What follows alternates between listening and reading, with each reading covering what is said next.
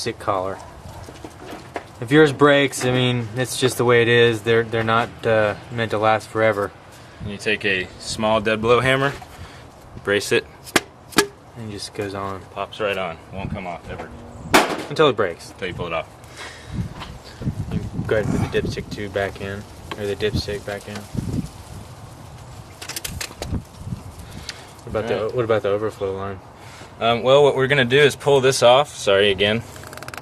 Pull this off with the injector. Put it back on this side.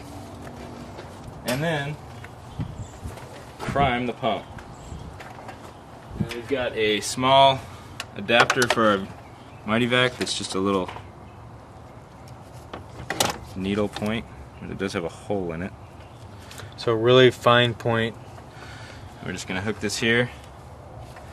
And note that all the lines are still hooked up to the pump. Everything's normal. This pump can even be empty and you'll still prime the pump. So there's already fuel in there, but that's confusing. But So we're looking for fuel coming into this clear line. We're pulling a vacuum. You'll start to see it gurgle here soon. you want to note that your gauge drops as fuel comes into the pump to displace the vacuum. And if you're doing this for longer than we're doing this on this video, then you've probably got a problem with the head seal, because it will not prime if you have a bad head seal. That's another indicator that you have a problem with the head seal. So starting to get some gurgling here.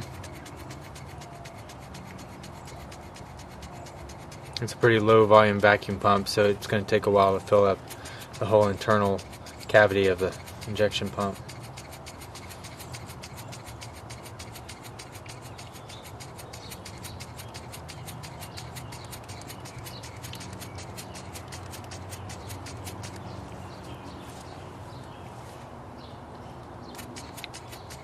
There we go. And we're starting to get a good column. Kind of shake the car, bouncing up and down on it, and you can. That's it. That's fully primed. So basically, more or less. Yeah, I we mean, see a few you can sit here for a couple days waiting for those bubbles to come out, but they're really never going to go away. So just release the vacuum. detach the line right there. Stick it back on the number 4 injector, which is the one furthest from the timing belt. Now it's also a good idea at this point to run the motor over a couple turns to make sure that you haven't dropped that shim and it's binding up in the pump. I mean, this is just a safety precaution, but obviously if you can't turn the engine over, then you have a problem. Make sure it's not in gear. It'll usually, bind up. Something won't turn It'll bind up immediately if you have a problem. This was a successful install.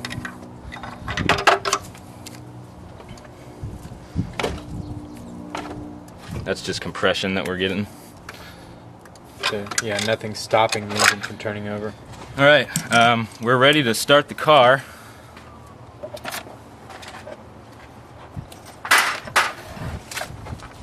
So we'll just remove all the tools and stuff from this handy little area.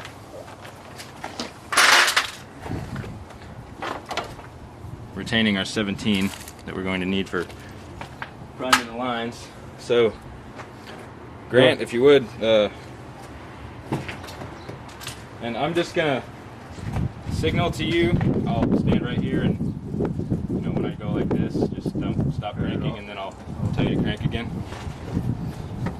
So I'm just gonna pick two. Pick 2 lines, crack them He's open. gonna crank it. We're just looking for fuel shooting out. Tell him to stop. Fuel spurting out of the got fuel at injector these lines. So we're going to snug them back down. And then they're going to break open the 2 that you didn't mess with the first time. Okay, crank it, but don't let the engine start.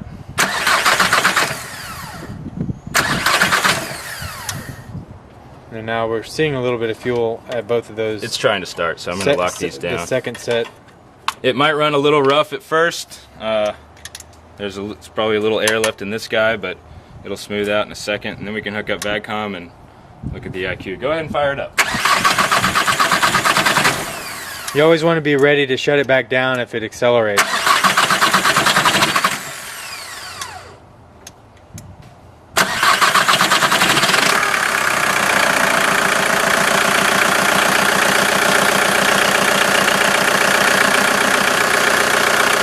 Not leaking. Not leaking. Not leaking. Not leaking. Not leaking. Okay, well I'm gonna take some time to get the VACCOM fired up. Okay, so we'll be back and show you how to set it up in VACCOM.